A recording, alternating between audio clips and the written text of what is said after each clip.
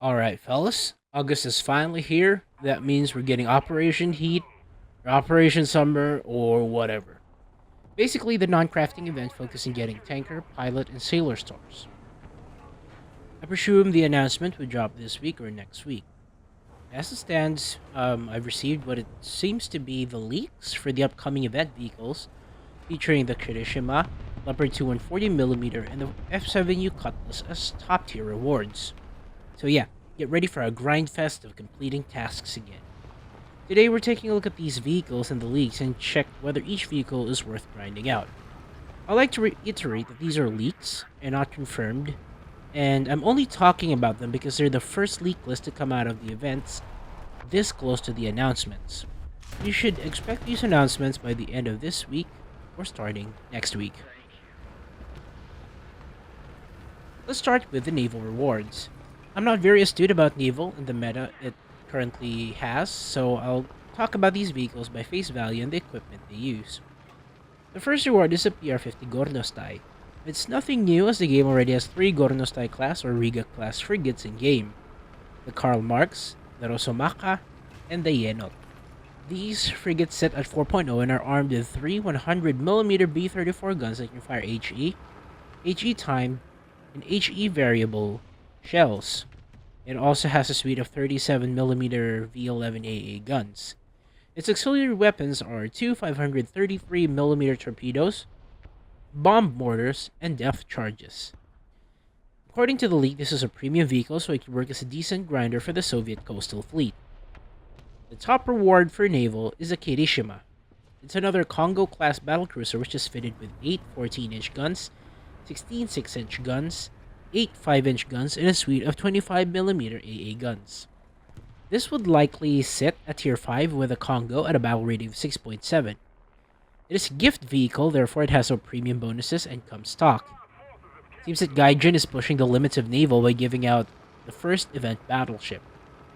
I know, we're technically speaking that Kirishima was a battle cruiser first, but it seems that they were rebuilt as battleships by 1927.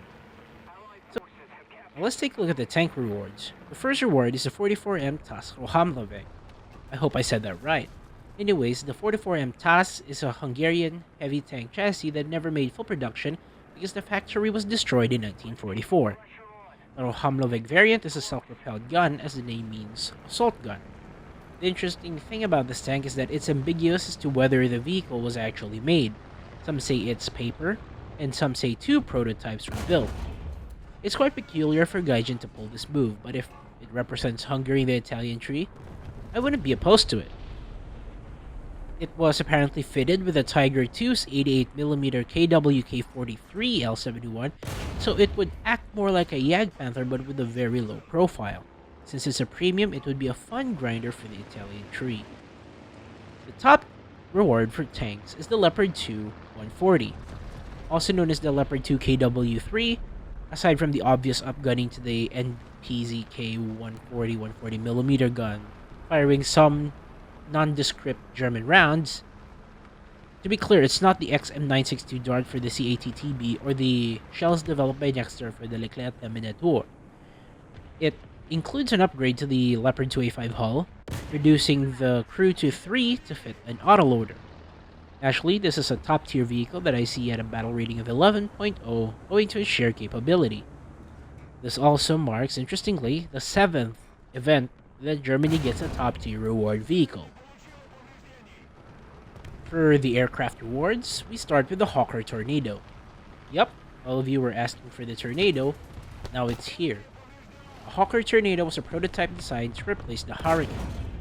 There was a Type N engine for the Napier Sabre engine prototype, and the Type R engine with the Rolls-Royce Vulture engine. The Napier engine was used on the Firebrand and the MB5. Its configuration was 12 7.7mm guns or 4 Hispanos. However, the Type R engine variant was never built, and only one production Type N engine was built. These design requirements would eventually be carried onto the Hawker Typhoon. The top reward for aircraft is the F7U-3M Cutlass. Slowly but surely we're completing the Cold War carrier fighters of the United States.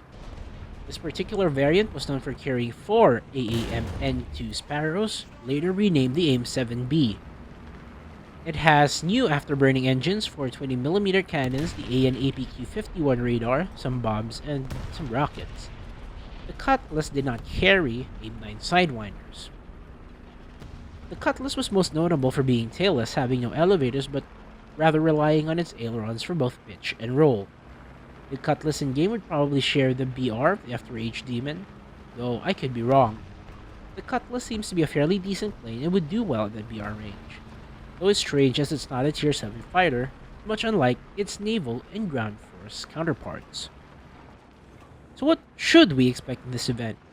Well, if the leaks are to be believed, Germany's getting another good tank for its top-tier lineup and will once again tank win rates thanks to the influx of newbies getting the tank. The Kirishima will give battleship access to players who only have destroyers, and as for the Cutlass, I believe the Cutlass might suffer without IR missiles, or it could Sparrow yaks out of the sky without RWR. So let's see when the announcement drops.